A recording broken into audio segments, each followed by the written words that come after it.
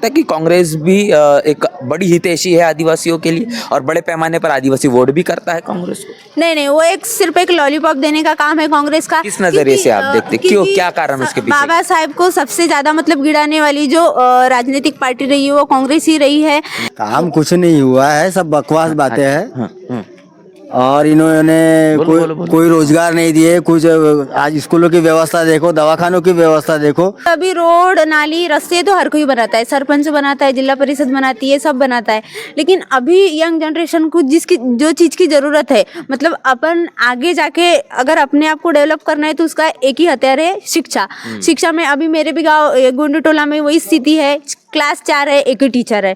गोंदिया विधानसभा में इस वक्त चुनावी माहौल काफी ज्यादा तेज हो चुका है। लगातार लोगों से चर्चा बातचीत हम करने की कोशिश कर रहे हैं कि आखिर गोंदिया विधानसभा की जनता किसे अब अपना विधायक देखना चाहती है, किसे आमदार के तौर पर उस गोंदिया विधानसभा में देखने के लिए।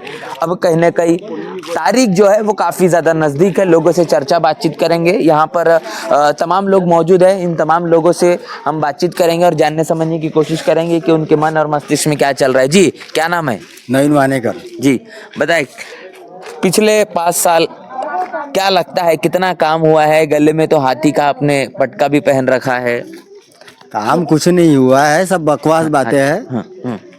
और इन्होंने कोई रोजगार नहीं दिए कुछ। आज स्कूलों की व्यवस्था देखो, दवाखानों की व्यवस्था देखो, कुछ नहीं है।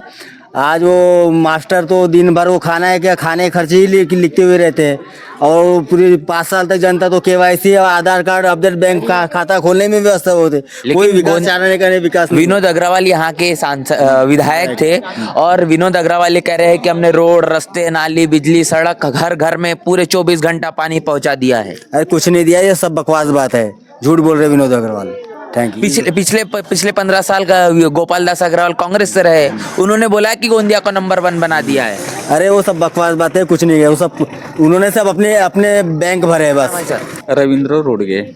क्या कहेंगे, कैसा चल रहा है चुनावी माहौल गांव में? क्या कह रहे हैं सब लोग? चुनावी माहौल में तो हमारा ये कहना है, जैसे बीजेपी और कांग्रेस है, ये मिलीजुली सरकार है और ये कोई विकास की बातें नहीं करते और हमको विकास चाहिए। लेकिन वो तो सबका साथ की बात कर रहे हैं। वो सबका उसका बनोटी काम है और ये कैसा स्पीच लगा के लोगों को भरमा के और सामने बढ़ने की कोशिश कर रहे हो, ये उसमें विफल हो जाएंगे। यहाँ एक अभी जैसी अभी चर्चा हुई है, उस चर्चा में हमने बहुजन समाज पार्टी के जो हमारे प्रत्याशी उम्मीदवार थे, उन्होंने कुछ ऐसे बातें बताए। सबसे पहले उन्होंने क्या बताया, शिक्षा के बारे में बताया। वो बहुत अच्छी लगी हमारे को बात। हमारी शिक्षा अगर होंगी, हमको रोजगार के बारे में बताया, हम शिक्षा करेंगे तो नौकरी पाएंगे तो हमारे पास पैसा आएगा तो हमारी इनसे भीख मांगने की कोई गरज नहीं है। लेकिन वो तो लाडली बहना की योजना भी दे रहे हैं और किसानों की बात करेंगे उनको 20,000 रुपया मुआवजा दे रहे हैं। उससे क्या होने वाला है? ये तो हमारे को हमारी शक्ति कमजोर करना है ना। 1500 से हमारा क्या होगा? पैसों से तो शक्ति मजबूत होगी। वो पैसे से क्या हो? 140 रुपये लीटर तुम्हारा खाने का तेल हो गया है, 1200 तुम्हारा गैस का, 1100 तुम्हारा हंडे का आ गया। वो तो अगर टोटल लगाया जाए, अगर हम उसका टोटल लगाया जाते हैं ना, तो 1500 की जगह हमारे 2000 रुपए जा रहे, तो 500 तो हम ज्यादा दे रहे हैं ना। हम तो उसमें तो ज्यादा परेशान हो रहे हैं ना। जितनी मैं राशन उसको खुद खा लो बोल रहा हूँ, और राशन कौन था 2 रुपए 4 रुपए वाला ऐसा मोटे का दे रहा है, कोई उससे कोई पेट भरने वाला है? और 2 किलो 5 किलो से ये होने वाला है? उससे कुछ नहीं है। गवर्नमेंट तो बाकी की जनता बोलती है ये दे रहा है तो क्यों दे रहा है, वो तो चिल्ला रहे, वो जबरदस्ती डाल रहा है। इतनी है, किसी को पसंद नहीं है और ना पसंद रहेगा। और आज के बाद में जैसे बीएसपी जैसी सरकार आई है तो शिक्षा के बारे में बोलेंगे तो हमारे मतदाताओं से यही कहना है मेरा, ना मोदी का, न विनोद अग्रवाल, न राका, न कांग्रेस का, हमको बहुजन समाज को, हमारे जो जितने भी लोग हैं, हमारे जितने कार्यकर्ता है, उसको हमको आगे बढ़ना है। आगे बढ़ के हम इस पार्टी को हमको सामने करना है तो हमको रोजगार भी मिलेगा तो हमारी ताकत बढ़ेगी। ऑटोमेटिक ये जितने बीजेपी कांग्रेस के लोग हैं ऑटोमेटिक खत्म हो जाएंगे। और ये खत्म करने का काम कौन करेगा?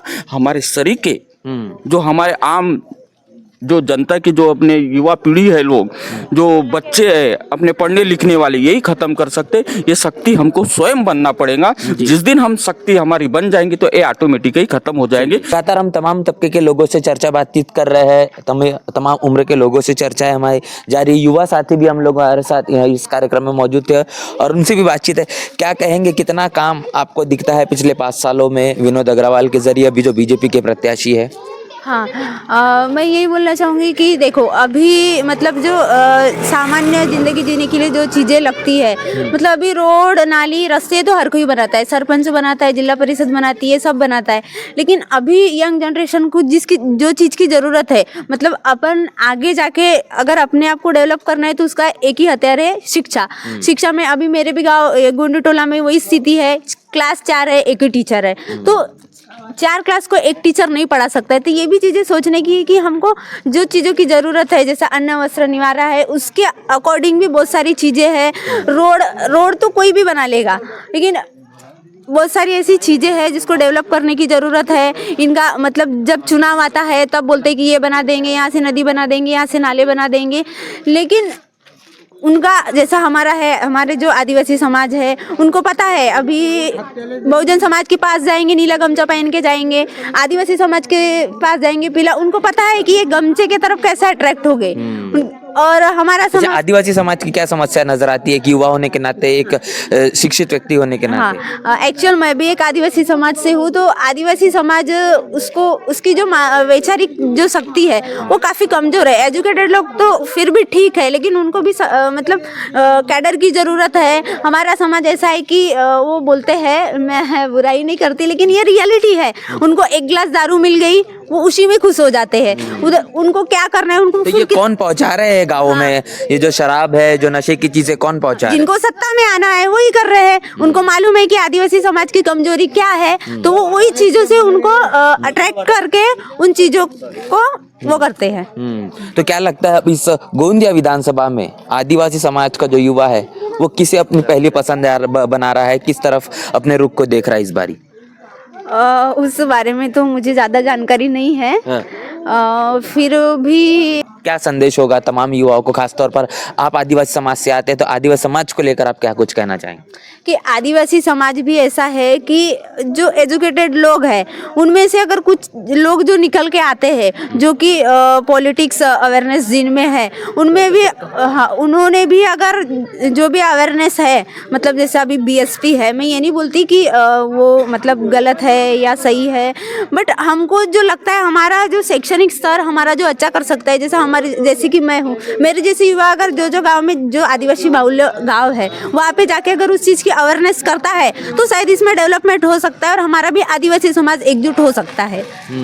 तो कांग्रेस भी तो ये कहती है कि वो भी आदिवासियों का सम्मान करती है, वो उनको हक अधिकार देना चाहती है, उनके रिजर्वेशन को लागू करना चाहती है। तो क्या नहीं लगता कि कांग्रेस भी एक बड़ी हितैषी है आदिवासियों के लिए और बड़े पैमाने पर आदिवासी वोट भी करता है कांग्रेस को? नहीं, वो सिर्फ एक लॉलीपॉप देने का काम है कांग्रेस का। किस नजरिए से आप देखते, क्यों, क्या कारण उसके पीछे? बाबा साहब को सबसे ज्यादा मतलब गिराने वाली जो राजनीतिक पार्टी रही है वो कांग्रेस ही रही है। लेकिन कुछ चीजें हैं जो मतलब जिनको पता है कि हमारा डेवलपमेंट इस तरीके से हो सकता है, फिर भी उनको कुछ चीजें, अभी चुनाव आएंगे 2 दिन पहले पैसा बांटना शुरू हो जाएगा। ठीक है, कौन बांटते हैं ये पैसा? जिनको सत्ता में आना है, कांग्रेस है, बीजेपी है, क्योंकि बीएसपी तो राजकीय पार्टी नहीं है, एक तो एक सामाजिक पार्टी है, इसके पास उतना पैसा है नहीं। क्या करेंगी, ज्यादा से ज्यादा कैडर कैंप लगाएंगी, लोगों को समझाएंगी। जिसके पास में पैसा है, क्योंकि वो तो हराम का पैसा है ना, हमारा पैसा है, हमारा पैसा हम ही को दे रहे हैं, लेकिन हम लोग ये नहीं समझ पा रहे कि हमारा पैसा हम ही को दे रहे हैं। तो क्या लगता है इस बार लोग समझ पाएंगे इन चीजों को? बिल्कुल समझाने का पूरी कोशिश करेंगे हम। चलिए, भी लगातार लोगों से हम बातचीत कर रहे। जी, क्या नाम है? पंचशीला पांतावने है। क्या कहेंगे, कैसा लग रहा है चुनावी माहौल? महिलाओं के बीच में आप जा रहे हैं, क्या कुछ कह रहे लोग? हाँ, महिलाएं कह रहे कि हम बीएसपी को वोट देंगे।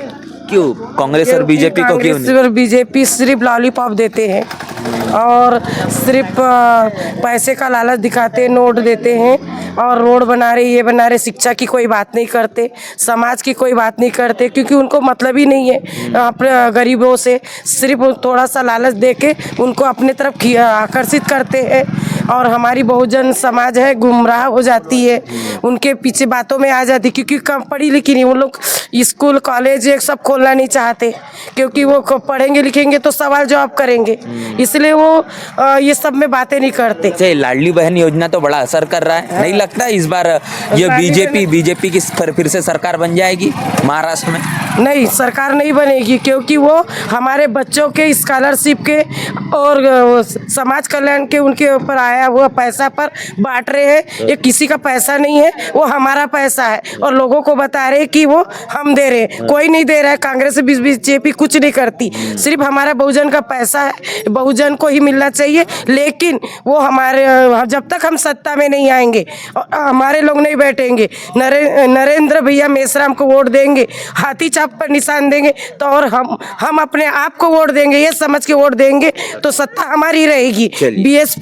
बीएसपी को ही वोट देंगे। बहुजन समाज, ओबीसी भाई भी जाग चुका है, उनको समझ आ चुका है कि ये सिर्फ दलाल बनाते, हमारे समाज के लोगों को पैसे का लोभ दिखा दलाल चमचे बना के रखे हैं, उनको पैसे का, कुछ लोग पैसे बांटने का कोशिश करते हैं, अपना घर भरते, और हमारी समाज बदनाम हो रही उनके कारण। चलिए, तो काफी तमाम जो यहाँ पर लोगों ने आपके अपने मनोगत जो व्यक्त की है, जो तमाम उनकी बातें जो उन्होंने अपने मन से कही है, जो सवाल हमने लिए उनसे जवाब जो उन्होंने दिए, इस तमाम बातचीत को लेकर, और गोंदिया विधानसभा में जिस तरीके से भारतीय जनता पार्टी हो या फिर कांग्रेस हो, दोनों तरीके से सवर्ण प्रत्याशी चुनावी मैदान में है। और दूसरी तरफ अगर बात करेंगे बहुजन समाज पार्टी की, तो बहुजन समाज पार्टी से नरेंद्र मेश्राम ये कहने के प्रत्याशी के तौर पर इस गोंदिया विधानसभा में दिखाई दे रहे हैं बहुजन समाज पार्टी के माध्यम से। तो लड़ाई यहाँ पर सवर्ण वर्सेस बहुजन खास तौर पर देखी जा रही है।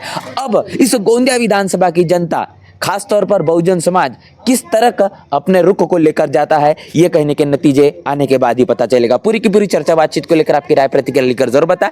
बने रहे नेशनल चौपाल के साथ, मिलते हैं वीडियो में, तब तक ले जय भीम जय भारत।